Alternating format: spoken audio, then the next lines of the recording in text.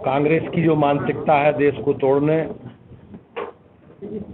और समाज को बांटकर राजनीति करने का जो कांग्रेस का ट्रेंड रहा है,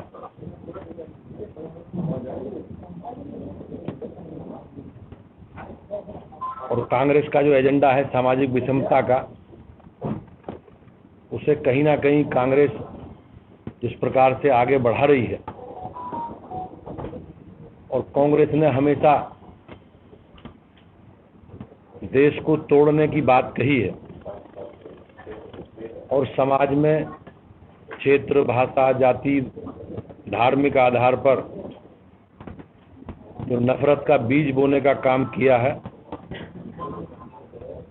कांग्रेस की काली करतूतों से देश की जनता और हम सब लोग वाकिफ हैं। कांग्रेस ने पहले देश विदेश में देश का अपमान करती रही, देश को बदनाम करती रही, लेकिन अब भारतवासियों का अपमान करने लगी है। वर्तमान परिप्रेक्ष्य में कांग्रेस के नेता राहुल गांधी जी और उनके गुरु, उनके राजनीतिक सलाहकार, उनके अंकल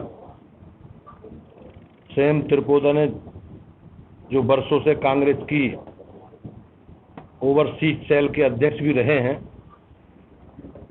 देश के 140 करोड़ लोगों पर नस्लभेदी और रंगभेदी टिप्पणी की है। सेम अंकल ने कहा कि दक्षिणी भारत के लोग अफ्रीकन जैसे दिखते हैं, नॉर्थ ईस्ट के लोग चीनी जैसे दिखते हैं, पश्चिमी भारत के लोग अरब जैसे दिखते हैं और उत्तर भारत के लोग अंग्रेज जैसे दिखते हैं।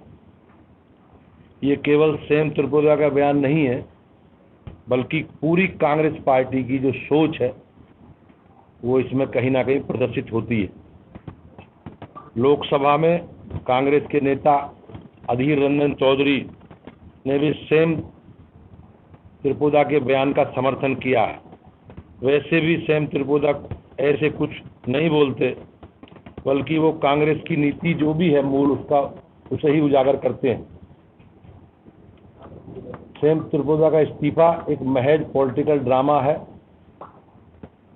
मैं आप सब लोगों के माध्यम से कांग्रेस के नेतृत्व से मांग करता हूं कि क्या वो कांग्रेस पार्टी के लोग सेम त्रिपुरा को कांग्रेस से बर्खास्त करने की हिम्मत दिखाएंगे।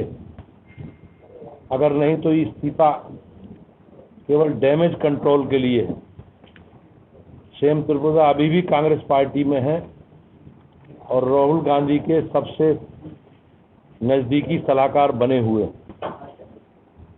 क्यों अभी तक राहुल गांधी, प्रियंका गांधी और सोनिया गांधी ने सेम त्रिपुरा बयान की निंदा नहीं की है? राहुल गांधी, प्रियंका वाड्रा और सोनिया गांधी देशवासियों का जो अपमान कर रहे हैं, इससे इन्हें माफ़ी मांगनी चाहिए। श्री अधीर रंजन चौधरी ने भी सेम त्रिपुरा के बयान का समर्थन कर दिया है, तो क्या कांग्रेस श्री अधीर रंजन चौधरी को भी बर्खास्त करेगी या उनसे इस्तीफा लेगी? कांग्रेस ऐसे बयानों को व्यक्तिगत बताकर इससे किनारा नहीं कर सकती। कांग्रेस की मोहब्बत की दुकान में हर जगह नफरत का सामान बिखरा पड़ा है। इंडी गठबंधन के तमाम नेता सब ऐसे ही बयान दे रहे हैं, जिससे समाज में जाति, क्षेत्र, भाषा और नस्ल भेद के आधार पर समाज में टकराव हो, और इस प्रकार के टकराव की अपेक्षा हमेशा कांग्रेस करती रही है। कांग्रेस का एक नेता देश तोड़ने की बात करता है, दक्षिणी भारत को शेष भारत से अलग करने की मांग करता है, तो कांग्रेस उसे लोकसभा का टिकट देती है। कांग्रेस के नेता और तेलंगाना के मुख्यमंत्री उत्तर दक्षिण को लेकर समाज में नफरत पैदा करने का बयान देते हैं। स्वयं श्री राहुल गांधी उत्तर दक्षिण के लोगों को बांटने की बात करते हैं। समाज को बांटने की इनकी मानसिकता रही है। इनकी राजनीति दुकान इसी से चलती है। इनके पास कोई मुद्दा नहीं। कांग्रेस ऐसे ही लोकसभा का जो जेएनयू में देश विरोधी नारे लगाने वालों का समर्थन करते रहे हैं। कांग्रेस के नेता और महाराष्ट्र विधानसभा में प्रतिपक्ष के नेता शहीद हेमंत करकरे को लेकर कहते हैं कि आतंक की कसाब की गोली से नहीं मरे थे, तो पंजाब के पूर्व मुख्यमंत्री चन्नी जी आतंकवादी हमलों को ड्रामा बताते हैं।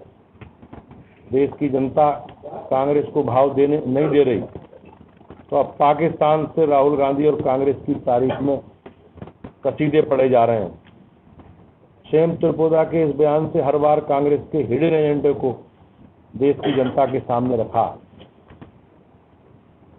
विरासत टैक्स, सेम त्रिपुरा ने पिछले कुछ समय पहले भारत में अमेरिका की तरह विरासत टैक्स लगाने की बात कही थी और कहा था कि कांग्रेस पार्टी ऐसी नीति बनाएगी जिसके माध्यम से धन का बेहतर बंटवारा हो।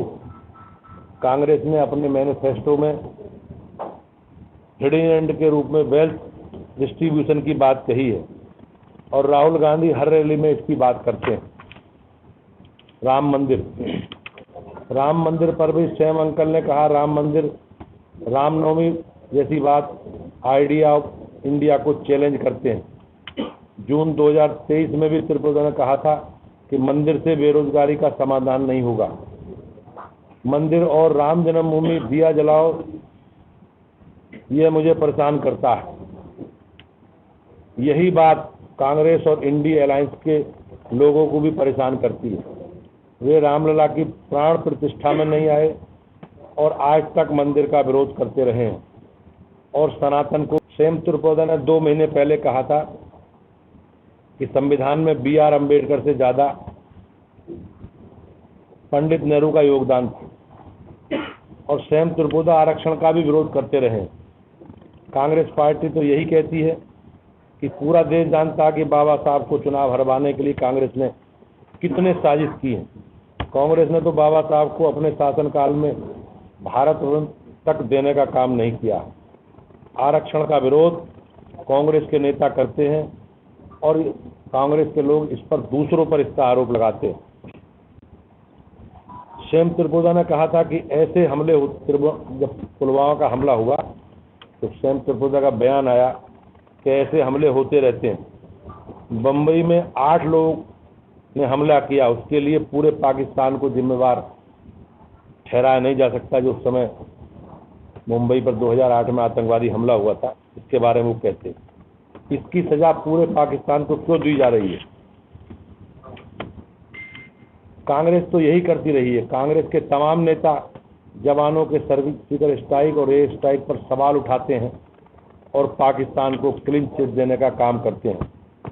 तभी तो पाकिस्तान से राहुल गांधी और कांग्रेस पार्टी के लिए जोरदार बैटिंग हो रही है। मई 2019 में सेम त्रिपुरा ने 1984 के सिख दंगों पर पूर्व प्रधानमंत्री राजीव गांधी की कथित सम्मिलितता के संदर्भ में पूछे गए प्रश्न के उत्तर में कहा था कि अब है क्या 84 का, हुआ तो हुआ। उन्होंने एक तरह से सिखों के नरसंहार को जस्टिफाई करने का कोशिश की थी। कांग्रेस तो यही करती रही है। आज तक गांधी परिवार ने सिख नरसंहार के लिए माफी नहीं मांगी और न ही उसके गुनहगारों को कोई सजा दिलवाने का काम किया। उल्टे सिख दंगों में शामिल नेताओं को कांग्रेस पार्टी ने बड़ी बड़ी जिम्मेदारी देने का काम किया। भारत के मिडिल क्लास को स्वार्थी नहीं होना चाहिए। पिछले चुनाव में सेम त्रिपुरा ने कहा था देश भर में अगर न्यूनतम आय योजना लागू की जाती है तो इससे थोड़ा टैक्स बढ़ेगा। ऐसे में मिडिल क्लास को स्वार्थी नहीं होना चाहिए और उन्हें बड़ा दिल दिखाना चाहिए। अब कांग्रेस ने अपने मैनिफेस्टो में आर्थिक सर्वे की बात कहकर मिडिल क्लास की संपत्ति को हड़पने का प्लान सामने रखा है। वैसे भी कांग्रेस मिडिल क्लास पर ज़्यादा टैक्स लगाकर मिडिल क्लास रही है। आप धन्यवाद।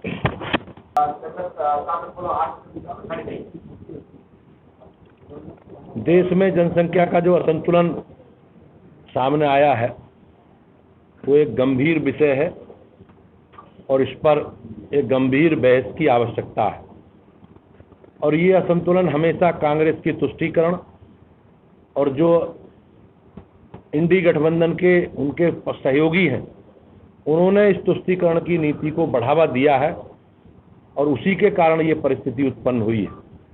इनकी मोहब्बत की दुकान में देश को कुछ और ही ये लोग बनाना चाहते हैं। अध्यक्ष, बीजेपी ने ये दावा किया है कि अमेरिका भारत के चुनाव में जो है दखल देना चाहता है और अमेरिका से बैठकर ही सैम पित्रोदा बयान देते हैं। क्या आप इन दोनों चीजों को कनेक्ट करते हैं? नहीं, मैं ऐसा नहीं सोचता, लेकिन जो चीजें प्रदर्शित होती हैं, दिखती हैं, सैम पित्रोदा के जिस प्रकार की बयानबाजी है और जिस प्रकार का कांग्रेस का एजेंडा है कि समाज को जातीय, क्षेत्र, भाषा के आधार पर बांट करो और उसी आधार पर अपनी राजनीतिक एजेंडा बढ़ाओ, एक समाज का तुष्टीकरण करो, क्योंकि जिस प्रकार से अंग्रेजों की नीति थी समाज को बांटकर राज करने की, कांग्रेस उस विरासत को आगे बढ़ाने का काम कर रही है। और कहीं ना कहीं उसको रोका जा रहा है, बीजेपी का गलत प्रयोग हो रहा है, बीजेपी किसी तरीके से रोकना चाहती है, वोट ना पड़े। सरकार और हम सब लोग मिलकर लोग अधिक से अधिक मतदान करें, इसके लिए प्रयास कर रहे हैं। लेकिन जिस प्रकार की परिस्थिति सामने आ रही है, जिस प्रकार का विश्वास लोगों का मोदी जी और योगी जी के और भारतीय जनता पार्टी के प्रति है, उससे विपक्षी दलों के लोगों ने पहले ही अपनी हार सुनिश्चित मान ली है। और आप देखेंगे जब बीजेपी जीतेगी, एनडीए जीतेगा, तो निश्चित रूप से संवैधानिक संस्थाओं पर प्रश्न खड़ा करेंगे, संवैधानिक संस्थाओं पर प्रश्न खड़े करेंगे, इलेक्शन कमीशन पर प्रश्न खड़े करेंगे, पुलिस प्रशासन पर प्रश्न खड़े करेंगे। तो निश्चित रूप से जो 3 चरणों में चीजें सामने आ रही हैं, उस समय भारतीय जनता पार्टी को, एनडीए को बड़ा जन समर्थन मिलने से ये लोग घबराए हुए हैं। धन्यवाद। चलो।